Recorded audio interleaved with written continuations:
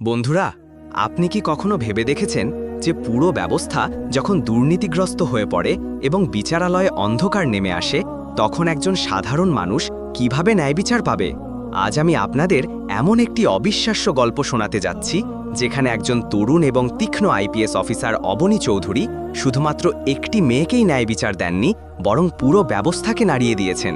এটি শান্তিনগরের গল্প, যেখানে একজন বিধায়কের উচ্ছৃঙ্খল ছেলে প্রকাশ্যে একটি নিষ্পাপ মেয়েকে হয়রানি করছিল। যখন সেই মেয়েটির মা থানায় অভিযোগ জানাতে যান, তখন তাকে থানা থেকে তাড়িয়ে দেওয়া হয়, তার অভিযোগও শোনা হয়নি। কিন্তু তখনই সেই জেলায় প্রবেশ ঘটে একজন তরুণ এবং সৎ আইপিএস অফিসার অবনী চৌধুরীর। তার পূর্ববর্তী কার্যকালে তিনি তার সততা, নিষ্ঠা এবং ন্যায়পরায়ণতার প্রমাণ দিয়েছিলেন। শান্তিনগরের মাটিতে পা দিয়েই তিনি অনুভব করেছিলেন যে এটি কেবল একটি নতুন জেলা নয়, একটি নতুন চ্যালেঞ্জ। এখানকার বাতাসে এমন কিছু ছিল যা পরিবর্তনের ডাক দিচ্ছিল, এমন একটি পরিবর্তন যার লাগাম এখন তার হাতে ছিল। একদিন তার অফিসে দুটি বিষণ্ণ চোখ এবং কাঁপানো ঠোঁট নিয়ে একজন বৃদ্ধা মা শ্রীমতী দুর্গা দেবী তার নিষ্পাপ মেয়ে কাজলের সাথে পৌঁছালেন। তাদের মুখে গভীর হতাশা ছিল, কিন্তু চোখে আশার একটি ক্ষীণ আলো তখনও জ্বলছিল। দুর্গা দেবী কাঁপানো কণ্ঠে তার দুর্দশা শোনালেন। ম্যাডাম, বিধায়ক রাজেশ্বর সিংয়ের ছেলে বিক্রান্ত রোজ আমার মেয়ে কাজলের পথ আটকায়। সে তাকে বিরক্ত করে, অশ্লীল কথা বলে এবং আমাদের জীবন দুর্বিষহ করে তুলেছে। কাজল, যে তার মায়ের পেছনে ভয় পেয়ে দাঁড়িয়েছিল, তার চোখের জল মুছতে মুছতে মাথা নিচু করে নিল। দুর্গাদেবী আলো বললেন, আমরা থানায় অভিযোগ করার চেষ্টা করেছিলাম, কিন্তু থানার ভারপ্রাপ্ত কর্মকর্তা ইন্সপেক্টর প্রতাপ বর্মা আমাদের এফআইআর পর্যন্ত নথিভুক্ত করেননি। উল্টো বিধায়ক রাজেশ্বর সিং নিজেই থানায় এসে আমাদের হুমকি দিয়েছিলেন। মনে হয় যেন বিধায়ক এবং তার ছেলে পুলিশকে তাদের সম্পত্তি মনে করে। ইন্সপেক্টর প্রতাপ বর্মা তো বিক্রান্তকেই থানার মালিক বানিয়ে দিয়েছেন। অবনী চৌধুরী ধৈর্য ধরে তাদের পুরো কথা শুনলেন। তার চোখে রাগ ছিল, কিন্তু মুখে দৃঢ়তা। তিনি সাথে সাথে কোনো প্রতিক্রিয়া দিলেন না, শুধু শান্তভাবে দুর্গা দেবী এবং কাজলের দিকে তাকালেন। তিনি বুঝতে পারলেন যে এটি কেবল একটি ব্যক্তিগত হয়রানির ঘটনা নয়, বরং পুরো ব্যবস্থার উপর প্রভাবশালী দুর্নীতি এবং প্রতিপত্তির খেলা।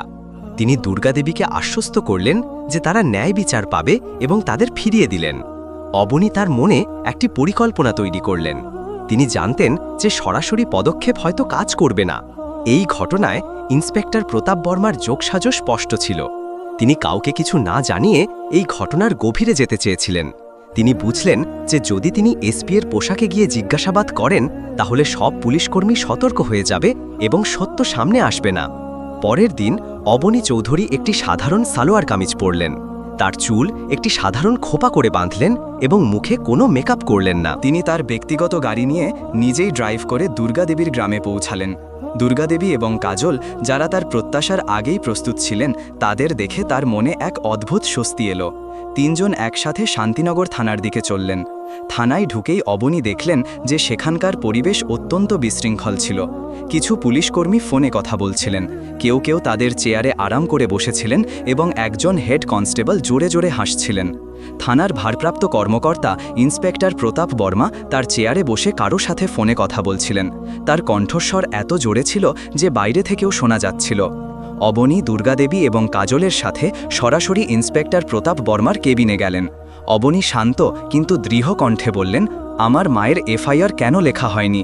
এখনই নথিভুক্ত করুন, না হলে ওপর পর্যন্ত অভিযোগ যাবে।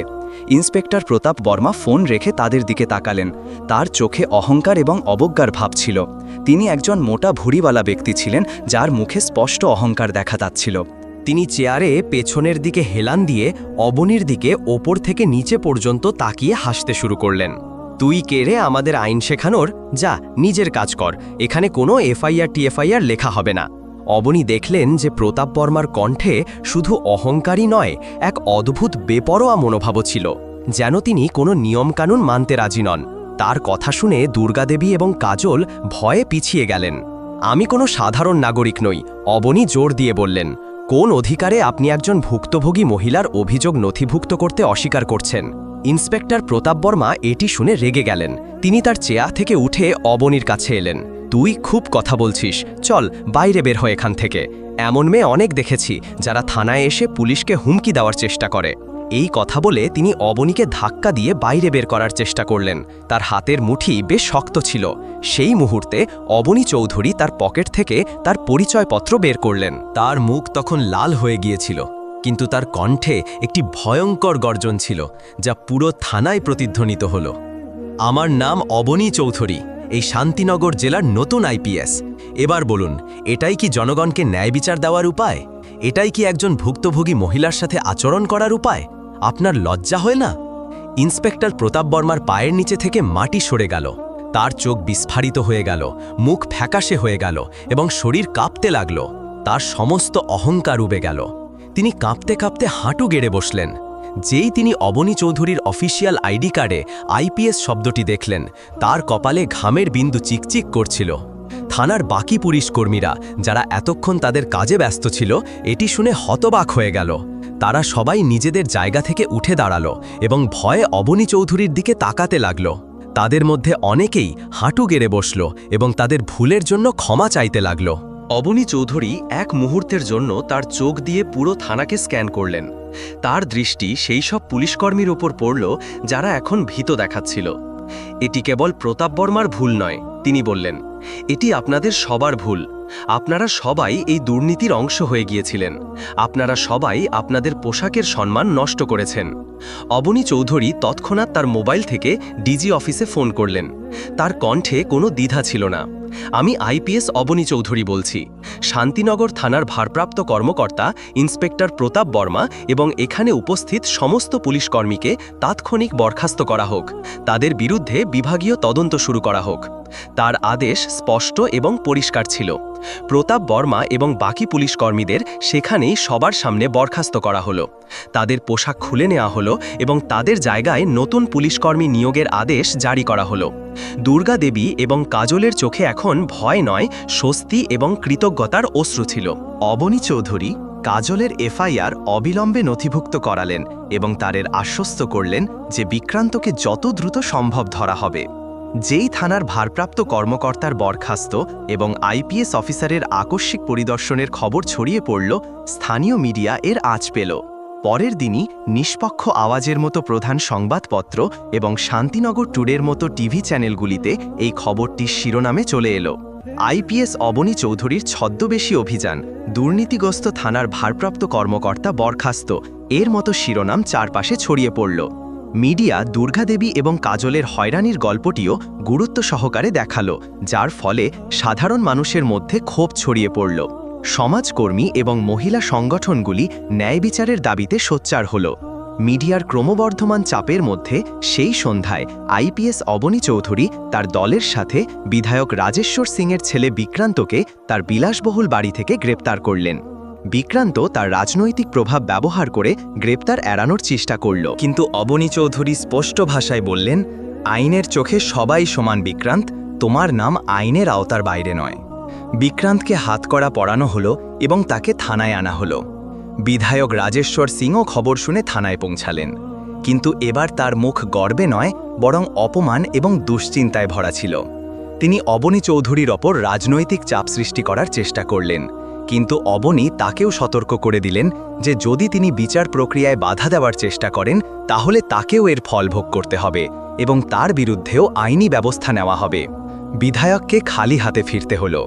বিক্রান্তকে অবিলম্বে হেফাজতে নেওয়া হলো এবং তার বিরুদ্ধে হয়রানি, দুর্ব্যবহার এবং প্রাণনাশের হুমকির মামলা দায়ের করা হলো। মিডিয়া এই মামলাটি ক্রমাগত কভার করল, যার ফলে এটি জাতীয় পর্যায়ে আলোচনার বিষয় হয়ে উঠল। বিরোধীরা বিধায়ক রাজেশ্বর সিংয়ের পদত্যাগের দাবি জানালো এবং সরকারের ওপর নিরপেক্ষ তদন্তের চাপ বাড়তে লাগল। মামলাটি জেলা ও দায়রা আদালতে গেল। বিধায়ক রাজেশ্বর সিং বিক্রান্তকে বাঁচানোর জন্য বড় বড় আইনজীবীর দল দাঁড় করালেন। তিনি বিক্রান্তকে নির্দোষ প্রমাণ করতে এবং কাজলের চরিত্র নিয়ে প্রশ্ন তোলার জন্য সম্ভাব্য সব চেষ্টা করলেন। কোর্টরুমে উত্তেজনাপূর্ণ পরিবেশ ছিল। সবাই রায়ের জন্য অপেক্ষা করছিল। যদিও অবনী চৌধুরী একটি শক্তিশালী চার্জশিট তৈরি করেছিলেন, যাতে বিক্রান্তের বিরুদ্ধে যথেষ্ট প্রমাণ ছিল। তিনি দুর্গা দেবী এবং কাজলের জবানবন্দি নথিভুক্ত করালেন গ্রামের কিছু প্রত্যক্ষদর্শী সাক্ষীও হাজির করা হলো, যারা বিক্রান্তের কার্যকলাপ দেখেছিল। এছাড়া কাজল গোপনে তার মোবাইলে বিক্রান্তের দুর্ব্যবহারের কিছু অডিও রেকর্ডিং করে রেখেছিল, যা একটি গুরুত্বপূর্ণ প্রমাণ হিসাবে পেশ করা হলো। কয়েক সপ্তাহ ধরে চলা শুনানির সময় প্রসিকিউশন পক্ষ দৃঢ়তার সাথে তাদের পক্ষ উপস্থাপন করল। কাজল আদালতে তার দুর্ভাগ্যের কথা শোনালেন, যা শুনে বিচারক এবং আদালতে উপস্থিত সবাই আবেগপ্রবণ হয়ে পড়লেন। তার কণ্ঠে ব্যথা ছিল, কিন্তু এখন ভয়ের পরিবর্তে আত্মবিশ্বাস এবং ন্যায় বিচারের আশা ছিল। অবনী চৌধুরী নিজেই সাক্ষ্য দিলেন এবং পুলিশ বিভাগে ছড়িয়ে থাকা দুর্নীতি এবং প্রভাবশালী ব্যক্তিদের চাপের পর্দাফাশ করলেন। তিনি এও বললেন যে কিভাবে ব্যবস্থার কিছু লোক তাদের পদের অপব্যবহার করে সাধারণ মানুষের জীবন দুর্বিষহ করে তোলে। অবশেষে বেশ কয়েকটি শুনানি এবং জোরদার বিতর্কের পর আদালত বিক্রান্তকে দোষী সাব্যস্ত করল। বিচারক তার রায়ে স্পষ্ট ভাষায় বললেন যে আইন সবার জন্য সমান এবং কেউ তার ক্ষমতা বা অর্থের জোরে আইনের ঊর্ধ্বে নয়। বিক্রান্তকে কয়েক বছরের কঠোর কারাদণ্ড এবং একটি বড় অঙ্কের জরিমানা করা হলো, যার একটি অংশ কাজলকে ক্ষতিপূরণ হিসাবে দেওয়া হবে। এই রায় শুধু শান্তিনগর নয়, পুরো দেশের জন্য একটি দৃষ্টান্ত হয়ে গেল। এটি একটি বার্তা যে ন্যায় বিচার সব সময় জয়ী হয়। আদালতের রায় আসার পর দুর্গাদেবী এবং কাজল অবনী চৌধুরীকে ধন্যবাদ জানালেন। তাদের চোখে এখন আনন্দের অশ্রু ছিল। তারা অবনীর পায়ে পড়তে চেয়েছিলেন, কিন্তু অবনী তাদের স্নেহের সাথে থামিয়ে দিলেন। এটি তাদের জন্য কেবল একটি আইনি জয় ছিল না, বরং একটি নতুন জীবনের শুরু ছিল। সম্মান এবং ভয় ছাড়া বাঁচার স্বাধীনতা। কাজল তার পড়ালেখা চালিয়ে যাওয়ার সিদ্ধান্ত নিল এবং এখন তার মুখে একটি আত্মবিশ্বাসী হাসি ছিল। অবনী চৌধুরী কেবল একটি মেয়েকেই ন্যায় বিচার দেননি, বরং পুলিশ বিভাগে একটি বড় পরিবর্তনও এনেছিলেন। থানার ভারপ্রাপ্ত কর্মকর্তা প্রতাপ বর্মা এবং অন্যান্য বরখাস্তকৃত পুলিশ কর্মীদের বিরুদ্ধে বিভাগীয় তদন্ত চলতে থাকল এবং তাদের ভুলের জন্য তাদের শাস্তি দেওয়া হলো। তাদের জায়গায় সৎ এবং কর্তব্যপরায়ণ কর্মকর্তাদের নিয়োগ করা হলো, যার ফলে শান্তিনগর থানার কার্যপ্রণালীতে স্বচ্ছতা এলো। এই ঘটনাটি শান্তিনগরে একটি নতুন সকালের সূচনা করল। লোকেরা অনুভব করল যে এখন কেউ যত প্রভাবশালী হোক না কেন, আইনের ঊর্ধ্বে নয়। আইপিএস অবনী চৌধুরী তার সততা এবং দৃঢ়তা দিয়ে প্রমাণ করে দিলেন যে একজন সত্যিকারের কর্মকর্তা তার কর্তব্যের প্রতি কতটা প্রতিশ্রুতিবদ্ধ হতে পারে।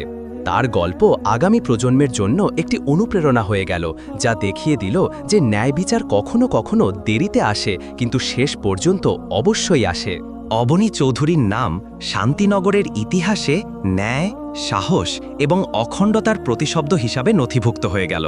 তার এই একটি পদক্ষেপ কেবল একটি অপরাধমূলক মামলার সমাধান ছিল না, বরং সমাজে বিদ্যমান অবিচার এবং দুর্নীতির ওপর একটি মারাত্মক আঘাত ছিল। তার দূরদর্শিতা এবং দৃঢ় সংকল্প প্রমাণ করে দিল যে যদি সঠিক উদ্দেশ্য থাকে, তাহলে একজন ব্যক্তিও পুরো ব্যবস্থা পরিবর্তন করার ক্ষমতা রাখে। শান্তিনগর এখন একটি আরও নিরাপদ এবং ন্যায়পূর্ণ স্থান হয়ে গিয়েছিল, যেখানে প্রতিটি নাগরিক জানত যে তাদের কথা শোনা হবে এবং তারা ন্যায় বিচার পাবে। এটি এমন একটি জয় ছিল যার প্রতিধ্বনি শতাব্দী ধরে শোনা যাবে। তো বন্ধুরা, এই গল্পটি আপনার কেমন লাগলো? যদি ভালো লেগে থাকে তাহলে অনুগ্রহ করে আমাদের চ্যানেলটি সাবস্ক্রাইব করুন এবং ভিডিওটি লাইক করুন, যাতে আমাদের উৎসাহ আরও বাড়ে এবং আমরা আপনাদের জন্য এমন আরও নতুন এবং আকর্ষণীয় গল্প নিয়ে আসতে পারি। ধন্যবাদ।